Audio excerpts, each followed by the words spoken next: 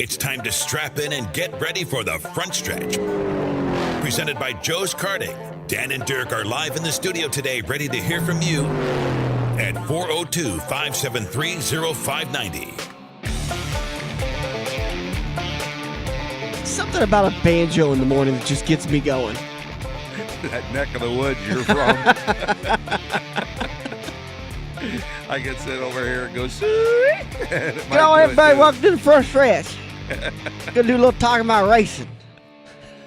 I am Dan Taylor. That is Dirk Houston. This is the front stretch presented by Joe's Karting at Council Bluffs. Online at joeskarting.com. Get to Joe's today. Fast-paced, white-knuckle racing, where if you do a little bit of racing, then you can get yourself entered into a chance to win a Hammerhead ATV from Joe's Karting. It's up to a $3,000 value. Get to Joe's Karting today. Head over to their Facebook page and get more information right now. Joe's Karting, again, karting with a K. Indoor racetrack, go-kart, road course racetrack. It's an awesome time, and you've got an opportunity to win some great prizes while you're over there doing a little bit of racing at Joe's Karting in Council Bluffs. We got a big show lined up for you today. Dirk and I are live in the studio because, well, frankly, when we penciled the schedule together earlier in the year, NASCAR was supposed to race last night, but this little hurricane has been throwing a lot of the country into disarray, and so our NASCAR world has been thrown into it a little bit also. It rained all day yesterday at Charlotte Motor Speedway. Matthew has turned Charlotte into its bitch. I don't think you can say that word on the air. Oh, well. We apologize for that language. There's some words we can get away with. I don't think that one's one of them. So let's, Matthew postponed the races, and it even postponed the Xfinity race. To my knowledge, has Cup and Xfinity ever, they probably ran together on the same day before, but it's been a while. Because typically they don't like anything being on the track on the day of the Cup races because of the fluke chance that something could happen and delay the Cup race. Heck, they just did it here. Did they do it last weekend at Dover just too? at Dover, yeah, I was thinking. Yeah, I think they ran them both the same day at Dover. And I was actually surprised with that one because they ran the Xfinity race first, which could very easily delay the Cup race and throw the networks off completely, but they were able to get the race in just fine. Now today, the Cup race is set to wave, green flag set to wave at about 11 a.m., a little bit after, and then the Xfinity race is set to race 45 minutes after the checker flag waves in the Cup race, which is going to be probably about 3:30, 4 o'clock this afternoon, locally here in the Omaha area. Yeah, they say Matthew's not going to bother anything today. It was supposed to stop raining last night, but they figured by the time they got the track right and everything, it was going to be well after 10 o'clock before they got to race. So pull the plug on it. I was listening to some radio shows as we were coming in today, and it sounds like the track is dry this morning, so we shouldn't have any delays with getting that race in. Let's talk about the race from Dover last weekend, elimination round, and we saw 4 drivers get knocked out of the chase. First off, results from Dover last weekend. Martin Truex Jr. got the win, but I'm not entirely sure he had the fastest car. Oh, he did not. He even said that in Victory Lane. Yeah. Yeah, he said Jimmy Johnson was, head and shoulders above everybody, and actually Kyle might have had a faster car than what Martin Truex had too, but he was just hit and miss. It was like, his tire setup or something was just way out of whack. And Johnson just getting a pit road speeding penalty, and what a surprise. I mean, everybody talked about Johnson could be eliminated in the first round. Him and Chad Knaus aren't jiving together. That 48 team's just not powerful. Hendrick is off its game. And then all of a sudden, Chicagoland starts. Boom, there's the 48 again. They're ready to roll. The chase has started, and they've got their playoff game on. Well, plus they've got, great history at Dover where they get 6 wins or something like that. There's a whole bunch of wins they've got. So they're definitely a threat whenever they go there. But he's kind of having a Martin Truex year. He was real fast at Darlington right there at the end of the regular season and got behind on a pit road deal. And then he got this pit road penalty the other day as, he's kind of finding ways to lose races. And the pit road penalty the other day very well could have kept him out of the chase, but he was just fast enough to where he got back on the lead lap. He passed all the cars that were 1 lap down in front of him and then got the lucky dog and, came back with a real good finish, actually. Were you surprised at the drivers that were eliminated from the chase? What was it? Buescher, Larson, Stewart, and McMurray. Well, the fact that both Ganassi cars went out, because you figured the way they were sitting that one of them was going to advance. Mm-hmm. But Kyle had so many troubles. I mean, he started off with a battery and then one extra man over the wall to change the battery. I mean, that's out there. That should have never happened. And you could tell how frustrated he was post-race for that. Oh, yeah. Usually he's a very calm, cool, collect guy, but I think he was very frustrated by that mistake. Well, usually he's the one that's made the mistake, and he's dealing with it pretty well. Well, and he did later on, but yeah. Well, yeah, but that's just because he was trying to make up ground. He was pushing it way past the envelope. But this is something that's typical with Kyle Larson. I like the kid. I think he's incredibly talented, and I think at a different organization, he would be coached up much better. I think that he's suffering a little bit from driving over his head, and that's the reason why a lot of these races, when it comes down to me recommending picks for contestants or anybody that thinks who do you think is going to win today, I have a really tough time picking Kyle Larson, not because of lack of talent, but because I think it's a lack of equipment, and so he drives over his head a little bit, causing him to get into the wall or causing him to make these little mistakes. Oh, he doesn't lack anything in equipment over at Ganassi. They don't lack anything except maybe some engineering. And if you saw this, and engineering is we know, we've seen this. Drivers have talked about it, how frustrating it is. It's an engineer's world today in NASCAR. Exactly. The last 3-4 years have been all about engineers. You pay them well over what they're worth, and they'll get you that 2/10 that you need. Well, and that's just it. And I mean, the second half of his season was actually pretty good. He did get dumped by A.J. Allmendinger at Watkins Glen. Mm-hmm. He got his first win there at Michigan, and I mean, he dominated pretty much the second half of that race to get the win. I just think maybe his little bit of immaturity the other day, because if he just would have gone ahead and hung out, I'm pretty sure his car was fast enough that he would have ended up getting his lap back, got back on the lead lap, and advanced. But when he got the lap down, he was just beside himself, and it had nothing to do with him. And he knows in his own mind that that was a terrible mistake by that pit crew. It's almost like they did it to him on purpose or something. Well, the tough thing is they went a lap down trying to fix the battery issue, and then they went 3 laps down serving their penalty because they had to come through in the green flag. And that's too many laps to make up. I mean, there was no reason for an extra man to be over the wall to change a battery. That should have been a 4-man job, and that's all that should have been over there. And they ended up with 7 men out there. Mm-hmm. You know, and you can't make a mistake like that when you're trying to win races. Yeah. You know, in the heat of the chase, when you're in elimination like that, everybody's got to be on their game, and it's frustrating for the crews when the driver makes a simple mistake. It's frustrating for the drivers when the crew makes a simple mistake, but it's a team sport, and you win with the team and you lose with the team. Exactly, and I mean, all these guys, and you know as well as I do because we've talked to a couple crewmen. These over-the-wall guys make a ton of money. Yeah, it's real. I mean, they're in the areas of $150,000 a year. Yep.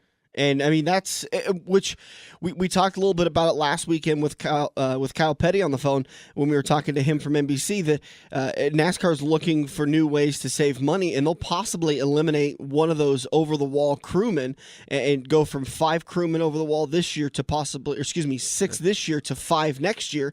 And for teams, that's $150,000 in savings, which is a weekend of tires. Well, I'm not sure how they're gonna drop it down a guy. You've got 2 tire carriers, 2 tire changes, and a jackman. That'd be 5. Mm-hmm. So what's the jackman going to dump the gas? I mean, they were planning on dropping a tire changer because they have a front tire changer and a rear tire changer, and they were talking about dropping one of the tire changers.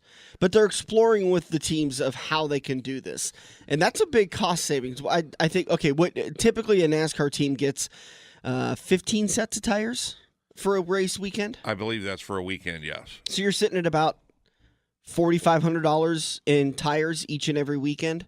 Yeah, roughly. So I was way off when I was joking about the amount of cost. But actually, no, it's about it's closer to $500 a set than $300.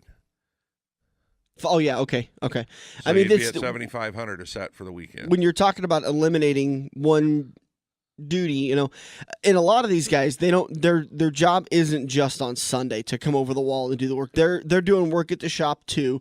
They're pitching in a little bit here and there. So the teams are getting a little bit more use out of their salary. And we're not talking about these guys being overpaid. That's, get all the money you can, and they're well worth it. When you find a good pit crew, they'll find you that time on pit road. They'll not make those mistakes, and they'll be able to advance you through the chase, win you races, do that kind of stuff. Well, depending on what you're doing on pit road, also just think of what you're taking your life in your hands every time, hoping that car stops in the pit stall. We see guys, a couple times a year getting flipped over and and broken legs and stuff like that. So there's a lot of danger involved with it too. Austin Dillon, Jimmy Johnson, Carl Edwards, Sidney Hamlin, Kurt Busch, Brad Keselowski, Chase Elliott, Joey Logano, Matt Kenseth, Kyle Busch, Kevin Harvick, Martin Truex Jr. all move on. They get bonused up to 3,000 points. Tony Stewart, Kyle Larson, Jamie McMurray, and Chris Busch are all eliminated. They remain in the 2,000 points bracket. Now, the next 4 drivers that get eliminated after Talladega will all drop back down to that 2,000 bracket, 2,000 point bracket, and they'll be able to continue to battle. So even though Tony Stewart is currently 13th with 2,074 points, doesn't mean that's the best he can finish in the year. He can actually keep jumping up if he does very well for himself in the next couple of rounds. Yeah, I mean, these guys, especially Tony with his retirement year, he's out there trying to race and trying to win, and they can still finish as high as 5th in the points. Martin Truex Jr. got the win last weekend. I'm actually really happy to see these guys doing so well and really getting those little gremlins out of their winning ways. And because we've talked about it for the last year and a half, they've been one of the best cars. I mean, even before they switched over to Toyota, their final year was Chevy last year. They were a really good car for a majority of the season, but they just had these issues on pit roads, and some of these really fluke issues that got them a lap down or stopped them from winning a race, and they were relegated to around a 10th place finish when they should have had probably 3-4 wins on the season last year. They should have 6-7 wins on the year this year. Yeah, I mean, they're definitely a top-notch organization. I do believe you will see Eric Jones come in there, and if he can, I think he's a young driver with a ton of talent, but I think when he steps up, I think you're going to see kind of like a Kyle Larson type deal with him for a year or two. Because he's going to try and do things that you can't do with the race car, with this type of car anyway, because the Xfinity car has so much less horsepower and drives, it's night and day different. He doesn't have a ton of experience in the Cup car, so he's going to have a steep learning curve, and you're going to see a lot of mistakes. But I wouldn't be surprised to see Eric Jones possibly win a race because he's going to have the right stuff, and, he's going to be... Yeah.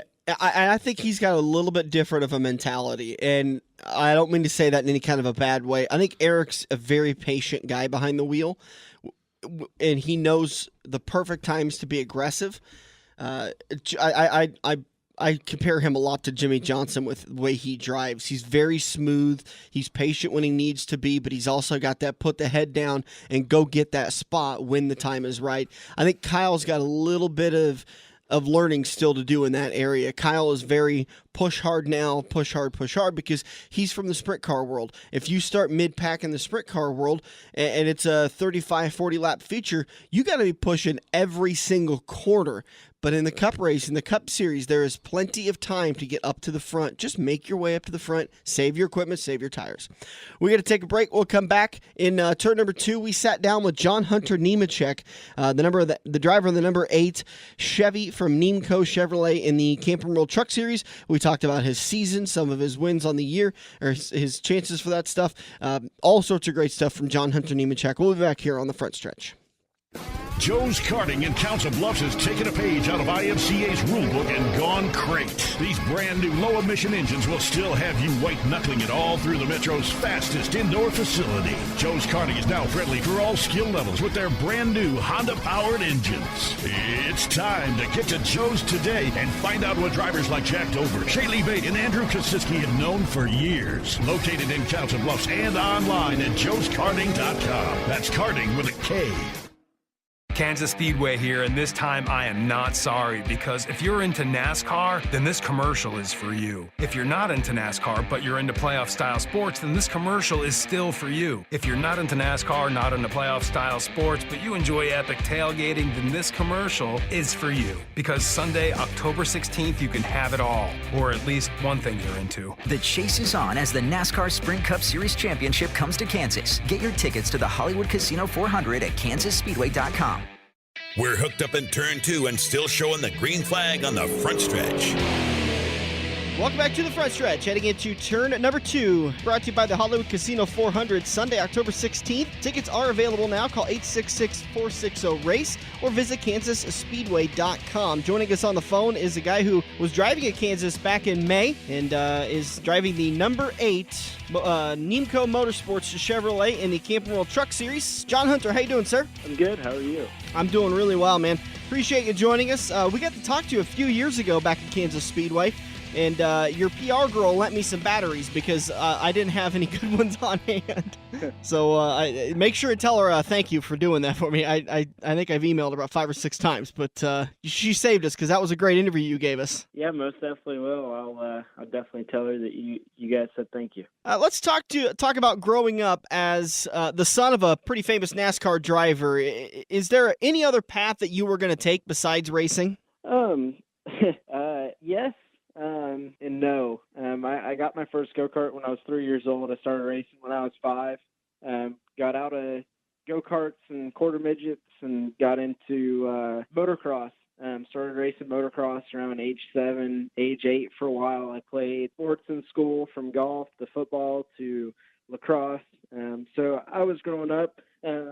Dad really wasn't pushing the racing thing. It was always there if I wanted to do it, but he let me go explore and see exactly what I wanted to do. I had fun playing sports, but I always came back to racing. Growing up around it, it's always fun to be at the racetrack. I love being able to hang out with the guys.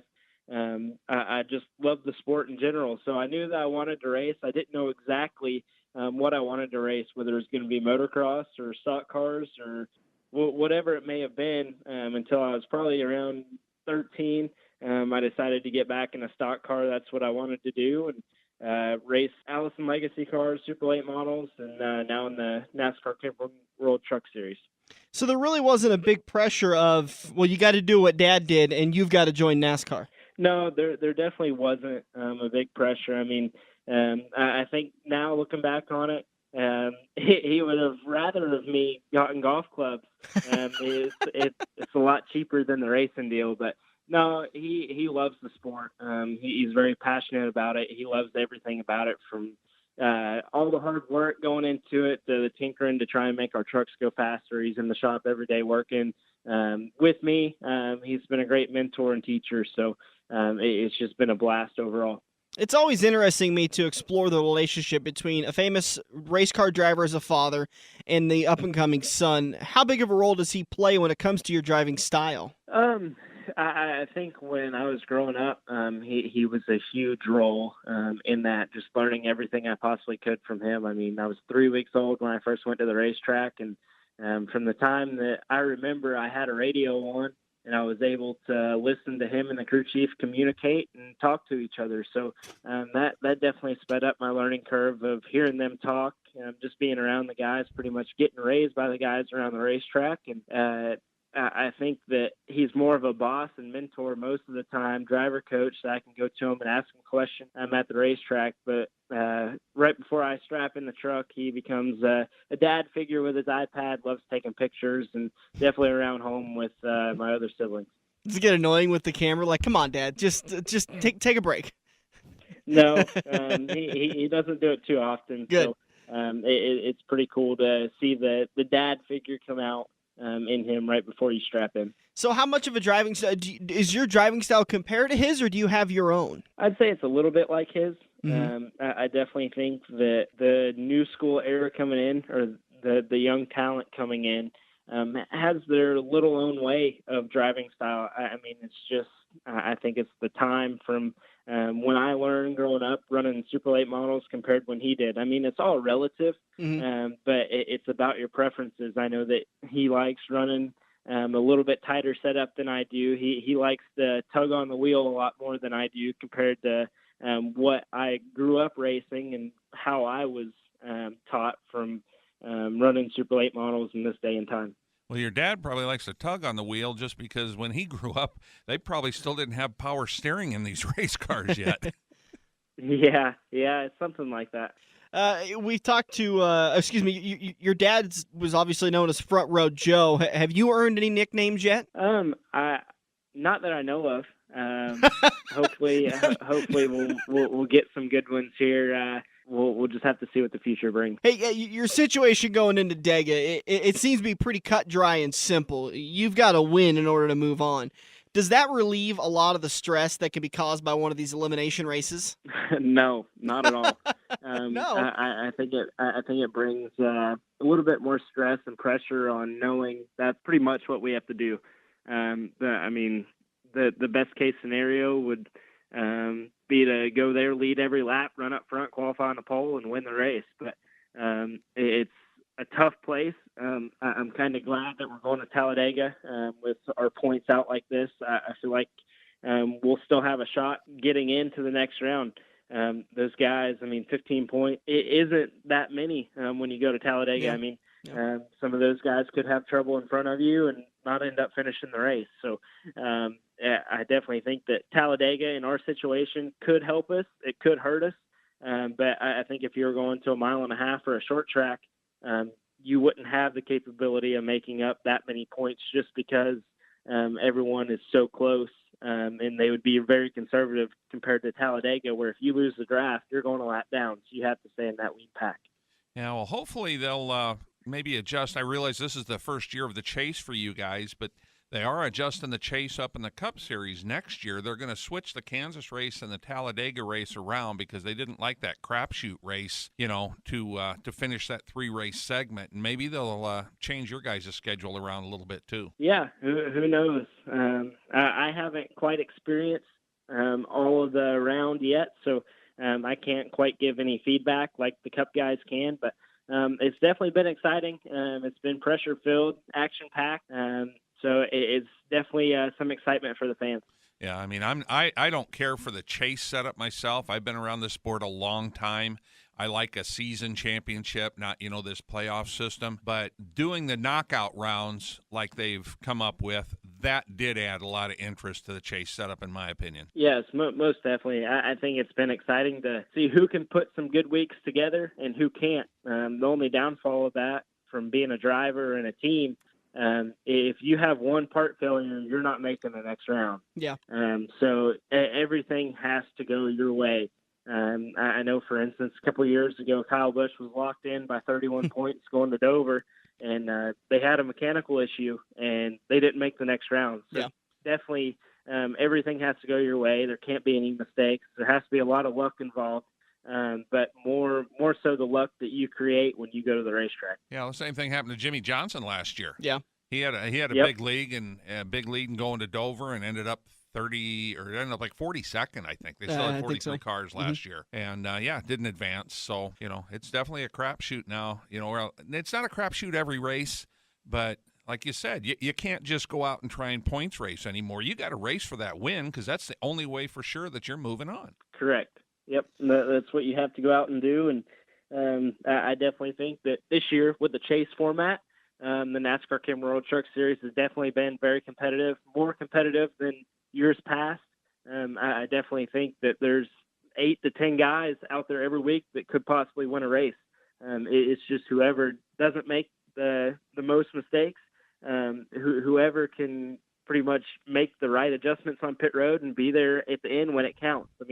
There's so many good trucks right now, and the competition is so high. It's definitely going to be a hard championship to win.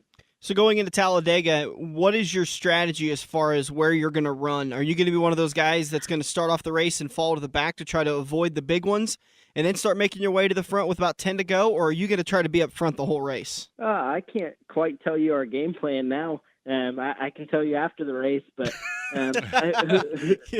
who exactly knows going into Talladega? You can come up with a plan of, yes, I'm going to run up front nonstop, lead every lap. But Talladega, it's one of those crazy races. You could get hung out to dry and go right to the back. So you're just going to have to see where you qualify, how fast your truck is in the draft, and that's going to determine your game plan. You've got a 5-race deal that you're in the middle of with Fire Alarm Services. Tell us a little bit about those guys. Yeah, so Fire Alarm Services came on board earlier this year with us, their first race at Texas, and then they were on for a few more. They've been great to work with. They're great guys. Can't thank them enough for all their help. Make sure to look up their company. It's Fire Alarm Services Incorporated for all your big business needs of monitoring fire alarms. They do pretty much everything in the monitoring side, testing side, making sure that all your equipment is up to par. So make sure to check them out if there's any big business owners out there listening. Hey, those guys down in the old market this time last year could have used them, right? No kid. We have an old historic market where there's a bunch of shops and restaurants, and this restaurant, that the building is about 100 and some odd years old, and it went up, and I mean, it's a complete loss. It was a horrible tragedy. Yeah, Thankfully, nobody was hurt, but yeah. Yeah, gas leak deal. It was just ugly, though. I mean, the fire burned for a couple days, destroyed businesses on both sides of it, ended up tearing the building down. It was a terrible deal. They could have definitely used that Fire Alarm Services. Yes, most definitely. Let's get under the helmet. We're talking with John Hunter Nemechek, driver of the number 8 for Nemco Chevy, Nemco Motorsports in a Chevy truck in the Cape and Roll Truck Series. What do you like to do on non-race weekends? Are you a hunter, a fisher? Do you ride ATVs? Do you crochet? What's your relaxation method? Normally we're in the shop working. Yeah.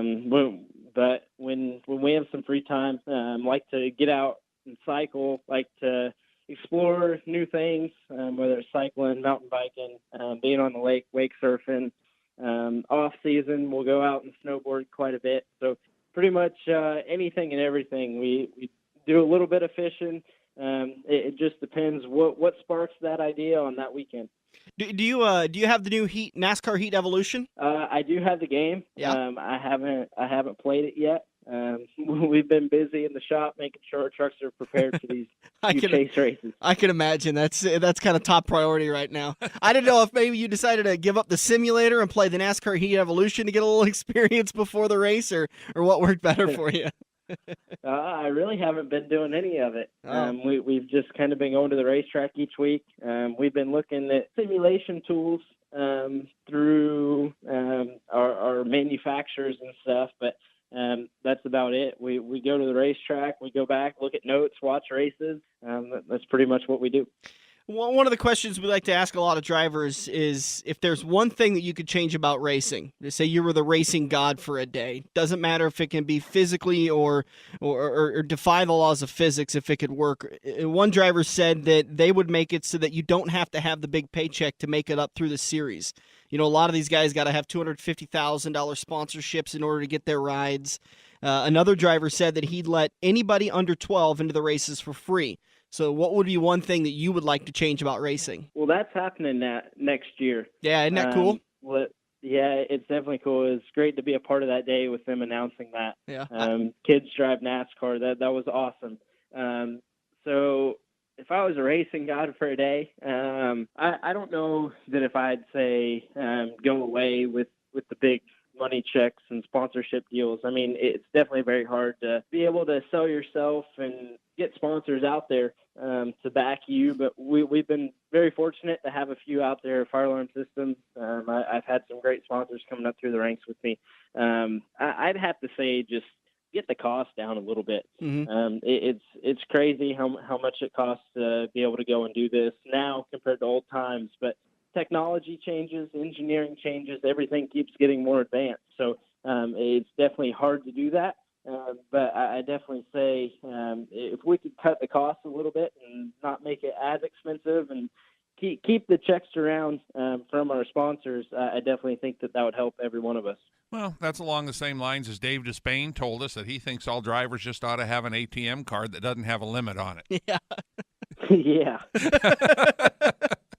It'd be the opposite because then everybody out there would be spending as much money, but it wouldn't matter because no one's paying the bill. That's what I'm saying. You know, it kind of comes out to the same end. But yeah, the costs. You know, I've been around the sport a long time. A lot of the costs haven't moved a whole lot, but your lodging and your travel costs have skyrocketed in the last 10 years. Yes, I definitely say that your biggest costs are lodging, travel, airfare, and probably tires and engine costs. I mean, it's crazy what it costs to rent a motor for a weekend now to be able to go out there and run competitively. John Hunter Nemechek, you'll catch him, let's see, you guys are racing Saturday night, October 22nd at Talladega Speedway. It's going to be an elimination race for the Truck Series.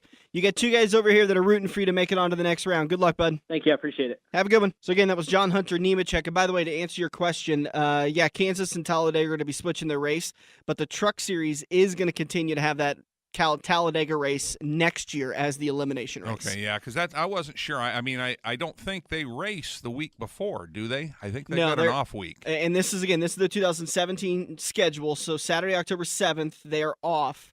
They're racing at Talladega for the final race in the round of 8. That's going to be the elimination race. And then the next weekend, the Cup Series has their elimination race at Kansas. Right. But the Truck Series doesn't race in Kansas during the fall, as you helped me figure that out earlier this year when I sent a bunch of requests to Truck Series drivers, and you're like, well, we're not going to get any Truck Series drivers at Kansas in October, Dan, because they're not there. So, despite that switch, Talladega will still be an elimination race for the Truck Series in 2017. So he's got 15 points he's got to make up at Talladega in order to get on to the next round. And one of those big things was he was hurt by that penalty a couple of weeks ago at Dover or New Hampshire. They didn't race at Dover. It was at Las Vegas he got penalized. Las Vegas, And so it dropped him back a couple of positions, and he is now 8th, 43 points out of the lead. He is 15 points out of the cut. So that'll be interesting to watch out of Talladega to see what he can do. All right, we're going to take a break. We'll come back. We'll be live again in the studio talking more about the race to come, the Cornhusker Classic last night at I-80 Speedway, and so much more. This is The Front Stretch on AM 590, Omaha's ESPN Radio. Joe's Karting is giving away a Hammerhead ATV to one of its members on December 17th. All you have to do is get to Joe's and do some racing. Purchase a 16-lap Hammerhead race for $20 plus tax and you're in. On December 17th, Joe's will open the registration box and one lucky customer will win a Hammerhead GTS 150 or a Hammerhead Torpedo. Get to joeskarting.com for more details and rules. It's time to get to Joe's Karting and find out what all your friends already know. And we're back with Kansas Speedway, who is still sorry. That's right. I'm, really sorry to the coworkers of my fans who have to listen to all that loud talking on Monday. And sorry my drink prices won't turn your weekend into a loan application. And sorry the chase for the championship is more exciting than your last date. The chase is on as the Sprint Cup Series Championship rolls in Sunday, October 16th for the Hollywood Casino 400 at Kansas Speedway. Tickets at kansasspeedway.com. You're welcome. If you love wings, if you love rings, and all kinds of other tempting things, great times, great food, get to Quaker Steak and Lube. Quaker Steak and Lube is the official watering hole for the front stretch and the best place to catch all the NASCAR action today. Open at 11 a.m. with delivery available to Council Bluffs. Great times, great food, get to Quaker Steak and Lube. Feather the brake and get back to the gas. Dan and Dirk are headed into turn 3 on the front stretch.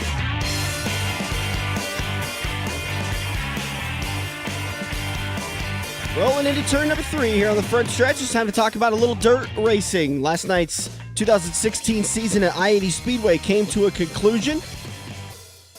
So let's talk a little bit about the results from the Cornhusker Classic, presented by Speedway Motors. On the phone with us now, the guy who helped me call the races last night, quite frankly, held my hand for the most of 13 hours of race calling between Friday night and Saturday night. Stan Cisar, the voice of the Speedway. How you doing this morning, sir? Are we done yet? Apparently, I didn't know if we had more fashes or more A features or qualifying races to still complete before this whole marathon is over. But yeah, we did it. I got a kick out of we were up in the booth and there was 2 laps to go in the final feature for the season, and I yelled over to the booth, "Joe, can we add more?" And before I got it in, no, we're done. 13 hours of racing in 2 days, Dan. We're done. Well, I'll tell you what, not without some excitement, but a pretty long weekend. But I'll tell you, the fans were treated to some great racing. And amen to the fans. I mean, the Friday night was chilly. It was late, and I didn't see the crowd die off when it, typically when it gets to be about 11:30, midnight, maybe 12:30, the crowd starts to kind of thin out a little bit, but it stayed pretty thick throughout most of the night. Well, Friday night we might have lost a few, but Saturday night they stayed. They stayed till that final checkered flag, and that was pretty impressive. Especially the fact that basically the feature race, the modified 40-lap A main event 3-wide start, for the Cornhusker Classic 2016 championship. That was 3 races from the end of the program, and those fans did stick around for those final 2A features. And what a great race for that A-Mod feature event. It was kind of a cool concept the first time they've used it for the Cornhusker Classic. It was a format that they rolled out for the Silver Dollar Nationals, and they've had a lot of success with it. Drivers love it. Fans love it. It's been used now nationally, so they've done it for the Cornhusker Classic, ran double heat races for the A-Mods on Friday night, and established passing points to start the first 15 in the feature.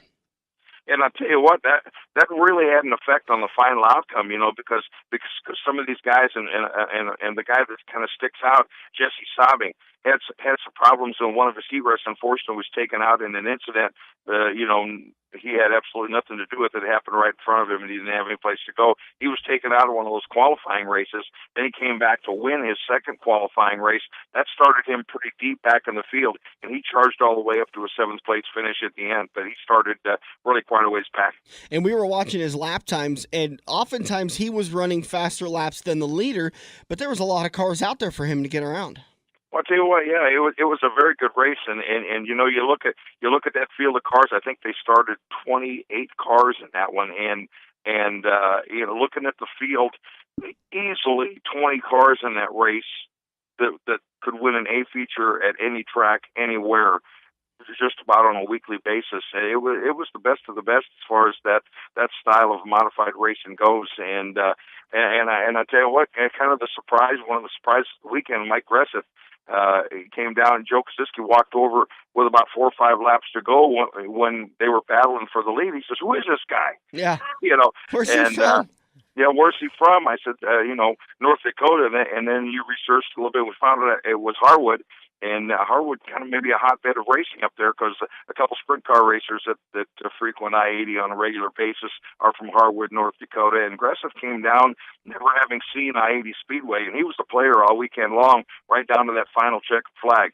You talk about some of the talent that showed up to race on last night and on this weekend at the Cornhusker Classic for the A-Mods. Johnny Sadoff made his way out, Josh Most, Kevin Larkins, Red Munson, Clinton Llewellyn, Kenny Schrader, Jeff James, Kelly Shryock, Jesse Sobbing, Jesse Dennis, Jay Noteboom, Dylan Smith, Jordan Grabowski, Chris Abelson. I mean, it was a packed field. I think you had probably 8 years of national modified champions in the field, 8 years worth of titles. Yeah. Probably in the last 15 years of national modified champions, all in the house for that one. Of course, Kenny Schrader, it's always great to have him. And once again, a very consistent performance, and always good to have Kenny in the house.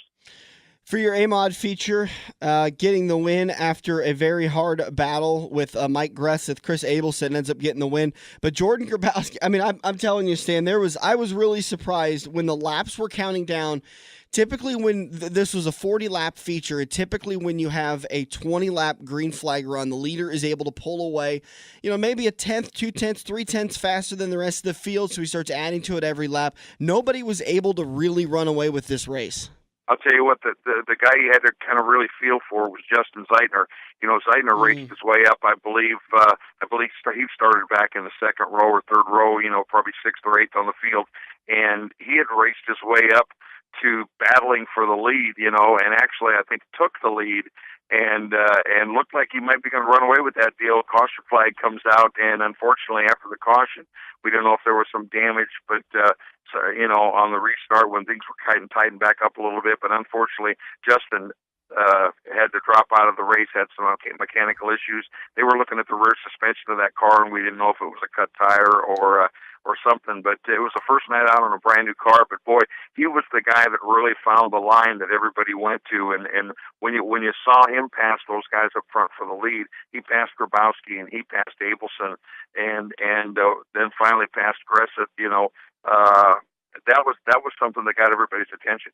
Yeah, very quick car, and like you said, he'd found the line first and was making some real hay early in that race, making his way up into the front of the field. But Abelson ends up getting the win after a 20-lap battle, a 40-lap battle. Mike Gresseth comes home in second spot. Jordan Grabowski, Dylan Smith, Jay Noteboom rounds out your top 5. Dennis Sobbing, Jacob Anson, Kelly Shryock, Jeff James 10th. Really goes to show you when Kelly Shryock shows up, finishes 9th, there's a lot of really talented drivers in the field. Yeah, Kenny Schrader, I believe, one spot out of the top 10. Last year, he came from deep in the field to finish 3rd. But another guy you got to give a call to, probably one of his best runs of the year, and he saved it till the last weekend, was Jacob Anson in that car number 13J. Absolutely. Your feature of the night was the B-Mods. That was the final feature of the race. And, well, that one actually ended up taking... Where do you start? Yeah. That feature, I believe, ended up taking 53 minutes to complete. It was a 30-lap feature. We had quite a few cautions, but a scary red flag as Dylan Smith made contact with another car along the front stretch. Devin Peterson. Yeah. Made contact with it and went rolling through the front stretch and landed on his side. Luckily, everyone was okay. According to his Facebook posts, I think Devin's pointing the finger at Steve Kemp, but I actually missed that because I was trying to do some reporting and write a recap there while the last couple laps were winding down. We thought we were down to 2 to go. It was going to be Larry had given him 2 to go. And pretty soon, that was the long red flag delay there toward the end of the race. But that race, and another one, the lead changed hands I don't know how many times. Josh Most followed Lance Borgman. Borgman's been on fire all year long, had a great season in 2016. Looked like he was going to pick up one of the biggest wins of his career. And Josh Most ran him down, passed him, and pretty much left him. But then here along comes a couple more guys, that ran their way right up to the front. Kyle Preiner started 17th. He raced his way all the way to second. A very uncharacteristic spin all by himself. Josh Most, he says, just trying too hard and didn't know how close the guys behind him were, and got in just a little bit hot and lost the handle on car number 92, and around he went. That handed the lead to Preiner. Preiner then gets a challenge from Ryan Jenkins, and Jenkins trying hard, tried to make a pass to go down to the inside in turns 1 and 2, and those two cars made contact and basically took both of them out, trying to make a pass for the lead. Who finds himself back in front? Lance Borgman in car number 76. They brought it down to the 2 to go. That's when we had our crash with Devin Peterson. On the restart, it was green-white checkered. Borgman looked like he had him in hand. Here comes Clint Llewellyn. Llewellyn makes the pass on turn 4 of the final lap, and probably in the last 600 feet, picked up the win.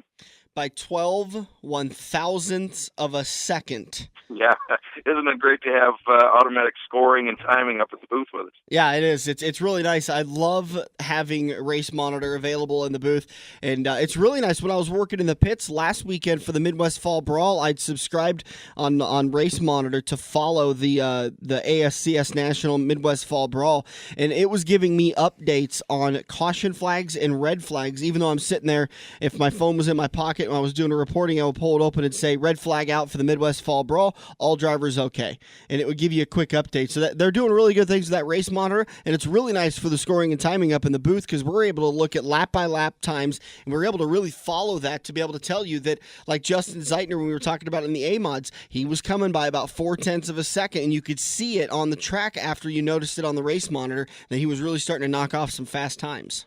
Yeah, and speaking of Race Monitor, it's also kind of nice to monitor some of the other racing action going on across the country. Last night, of course, we had one of our guys, Jack Tover, traveled up to the famous Eldora Speedway in Rossburg, Ohio. They had a big sprint car race up there called Sprintacular, And Jack didn't qualify out of his heat race, but he did win his B-main qualifier, started very deep in the field, raced his way all the way up to a 7th place finish at his first time at Eldora Speedway. And that was kind of nice to follow that while that was going on, while we were calling the action at I-80. Yeah, and you said he started 16th? Yes. Yeah, what really impressed me about Jack's deal going to Eldora for the first time is he timed in 6 quick. Yeah, but see, that kind of hurt him just a little bit because it started him deep in that heat race. And on kind of a narrow racetrack, sometimes you don't pass in those heat races quite as much, and he didn't make the qualifier. I think they took the top 5 out of those heat races. Jack finished 6th. That did start him up toward the front of the B main, but he had raced against a pretty tough field of sprint cars up there. Aaron Reitzel, who's a regular at I-80 Speedway, I think he even picked up an ASCS win down there this year or toward the tail end of last year. He picked up the victory up at Eldora. But let's get back to the Cornhusker Classic. What a great weekend of racing. I'm really impressed with the way the track stayed together all weekend long. And I was really kind of concerned after Thursday's rain, the amount of rain we got on Tuesday. And then again on Thursday, I thought, how the heck are we going to get these races in? And as you and I were leaving the speedway, we encountered Steve Pazicki. He was just a little bit disappointed that the track did take some rubber there toward the end of those features. But I'll tell you what, for the season in 2016, what he was thrown at with Mother Nature and the amount of cars and the amount of laps and the tires that have gone around that place, what he and Mike did with the track surface in 2016 is just, it's pretty incredible. While we got a couple of minutes left in the turn, let's talk about some of the other winners from Saturday night's Cornhusker Classic as we wrap up the 2016 season for I-80 Speedway. Luke Ramsey got the win in the hobby stocks, started outside pole. Once he got the win, though, I don't think anybody was getting by him. Hobby stocks, out around the outside, everybody was pretty much on the high side of the speedway. A couple guys did try to venture down into that second lane or down on the very, very hub of the racetrack, down around the inner guardrail. But the fast way around usually in a hobby stock is keep that momentum up. And those guys, they had a very tough competition. It was a very, very popular win, and it was kind of nice to see Luke get the win coming back on the final day of his honeymoon. John Watson, Sal Hernandez, Buck Shafroth, Jason Cole round out your top 5. For your sport compacts, this guy had to have been running something. I mean, we were joking about it. You never really want to joke about cheating in this sport. This kind of threw up the red flag because those guys had a great race in the Friday night qualifying feature, and those 4 cars finished under a blanket. I believe it was Andrew Smith and Denny Burgon Jr. And Dylan Richards and Dustin Jackson. Those guys finished under a blanket. And it was very close competition. Nobody really had the advantage. On Saturday night, Dylan Richards absolutely dominated the field. I've never seen that big of a win in a sport compact before.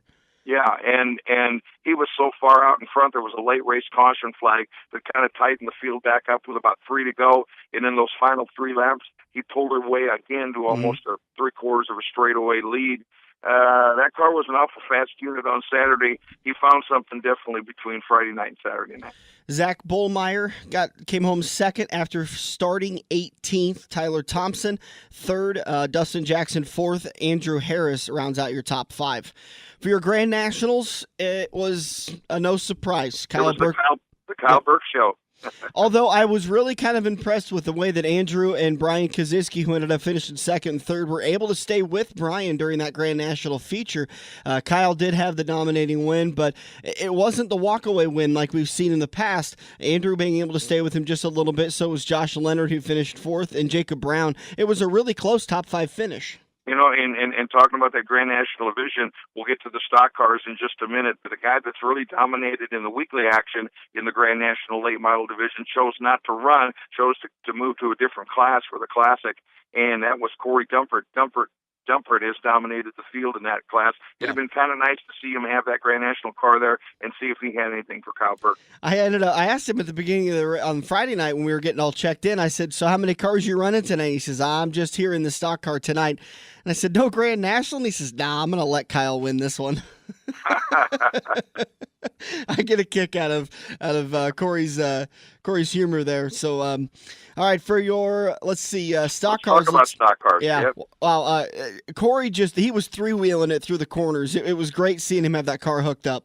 A little bit more on Friday night than on Saturday. It was a little bit tamed down a little bit on the Saturday night action because that track didn't have quite as much grip. It was starting to slick off a little bit. But he outdueled Scott Carlson. Carlson picked up the win very first night out in the Coil Spring stock car type machine, which the Pro-Am stock car class kind of evolving into the Coil Spring newer model car chassis and technology rather than the older Camaros, which had been the staple of that class for quite a number of years, going back to when Dirk and I were out at Sunset Speedway under Craig Kelly. But Carlson's been very tough in that Camaro. He brought out the stock car. He picked up the win on Friday night, and basically he was just outdueled by Corey Dumpert. But I'll tell you what, Carlson in a stock car, not probably good news for the rest of that stock car division. Corey Dumpert gets the win. Randy Brands finishes second. Carlson comes home in third. Tony Hardesty fourth. Dusty Van Horn in fifth. Big field of drivers out there that night, too. In your stock cars, really talented field. Marty Steinbach, Tim Pedraza, Jeff Bonney. A lot of really good drivers out there that weren't able to peek into the top five. Well, you talk about guys that have come around from other tracks. Randy Brand, a tough competitor up at Shelby County Speedway and in that IMCA stock car division, and he was right there. Dusty Van Horn had an awful good run. It's one of the most competitive classes week in, week out. All in all, 238 cars took part in the event this weekend, and we kind of joked around about it. It was 13 hours long, and we were trying to do the math up there and figured out we got about $1.75 a race or something like that for calling the action. But I don't know, 44, 46 races on Friday night, and then just about that many more again on Saturday with all the complete program in the four classes, plus all the features and bashes for the sport modifieds and the modifieds.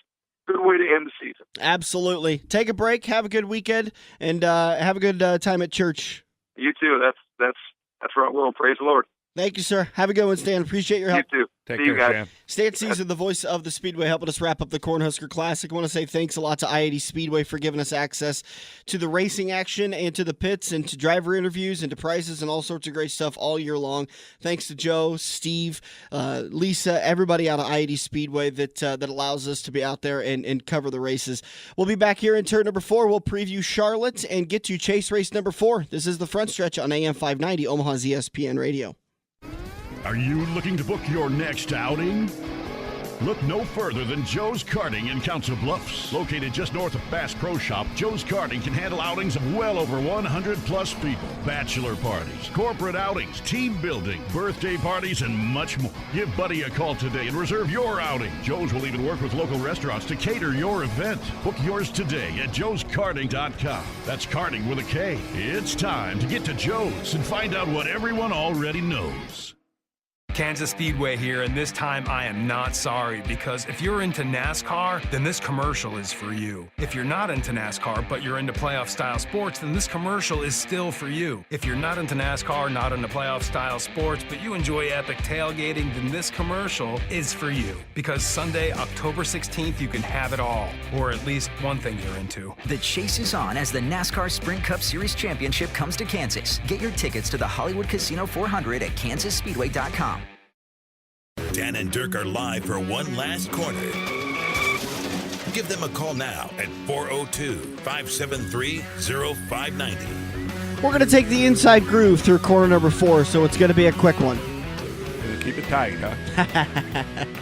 We do appreciate everybody joining us today for the Front Stretch. Next weekend, we'll be live from Kansas Speedway, working on getting some interviews locked up, including our second place starter for today's race at Charlotte. Alex Bowman submitted an interview request for him, just waiting to hear back from his people on if he's going to be able to sit down with us on Friday and do a quick interview, and we've got several of those interview requests out, so we should be bringing you some great interviews. Let's Talk Crewman for a Day contest, and we want to say a very big thank you to Richard Childress Racing and Kansas Speedway for working with us on that. There's a lot of moving parts that go into that, and quite frankly, when you brought this idea up, what was it, about a year and a half, 2 years ago, I thought, well, this should be pretty easy. Yeah. Nope, there's a lot of moving parts that go into this, and it took us literally a year and a half, 2 years to get this worked out with different organizations and different tracks. We were working with a couple of the different tracks in our area, and Kansas was able to make it work out for us. So good news for those that participated in the contest. We had 55 people that entered into the contest, and only one won the grand prize of being the crewman for a day. They get to sit with Richard Childress Racing's number 62 team of Brendan Gaughan. They get to the track on Saturday morning. They're going to be there bright and early. About 8 a.m. is when the Xfinity Series garage opens up, and they can walk into the garage and they can go over to the 62 hauler, unpack the car, see what it's like, what the teams are doing, maybe even eat breakfast with the team, roll the car out, roll it through tech inspection, see what that tech inspection looks like. Hopefully it passes the first time through. We don't have any penalties or any issues with Brendan Gaughan. And then they get to go out for qualifying and watch that, and then they'll go out for the race. And hopefully for qualifying in the race, they'll be able to sit on the pit box. Yeah, I mean, that's the hope. We're kind of second fiddle to sponsors and stuff. Absolutely. Obviously, those guys are paying the bill. But they will definitely at least can get up there, in between like qualifying in the race if they can't get up there during, and at least for photo ops, etc. And even being able to stand on pit road. I talk about the beauty of going to these races is that you feel the cars. You're sitting on pit road, you feel every inch of that car. Yeah, it's going to be a good experience for somebody. I'm 99.9% sure they'll have a team radio, and that's something Brendan can get very excited when he's racing, and that's kind of an understatement, actually.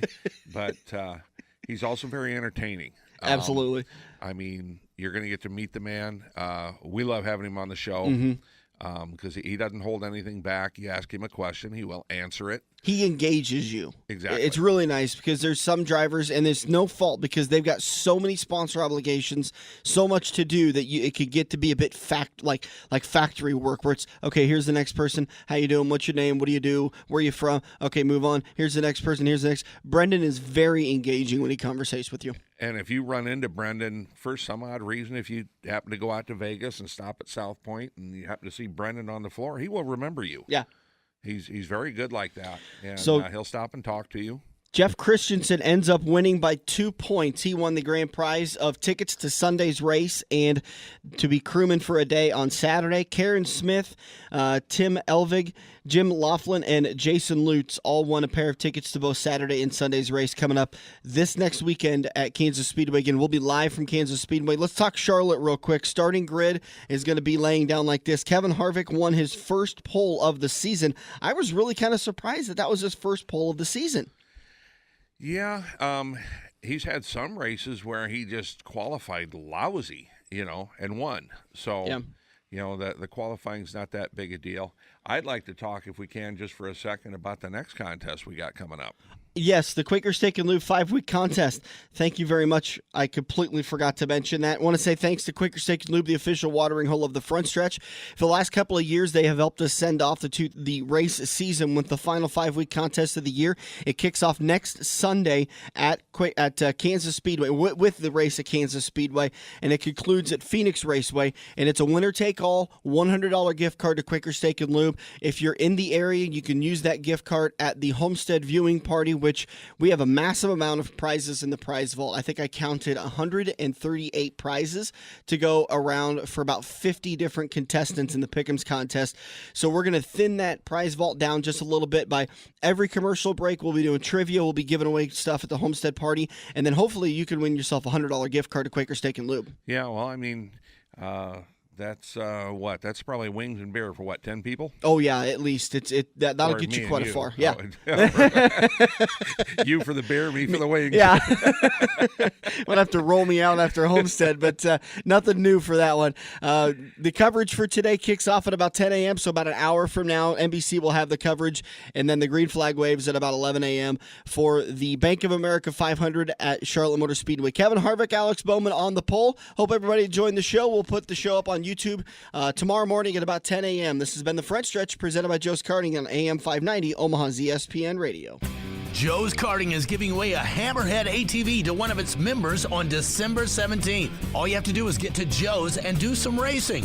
Purchase a 16-lap Hammerhead race for $20 plus tax and you're in. On December 17th, Joe's will open the registration box and one lucky customer will win a Hammerhead GTS 150 or a Hammerhead Torpedo.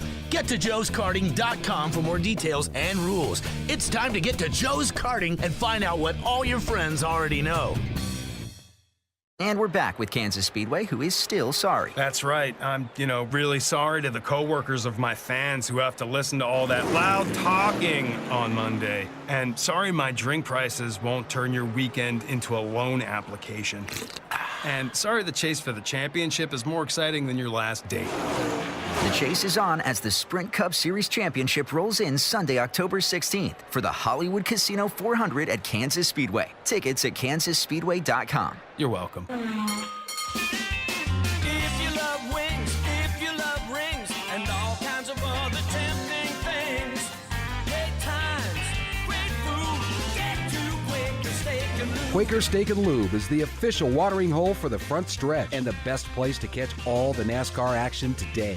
Open at 11 a.m. with delivery available to Council Bluffs. Great times, great food, get to Quaker Steak and Lube. This has been the Front Stretch Radio Show, presented by Joe's Karting in Council Bluffs. To contact Dan or Dirk, find them on Facebook at The Front Stretch or email them at frontstretch590@gmail.com. If you missed any part of today's show or want to hear a previous show, subscribe to the Joe's Karting YouTube page where you can find almost every Front Stretch show.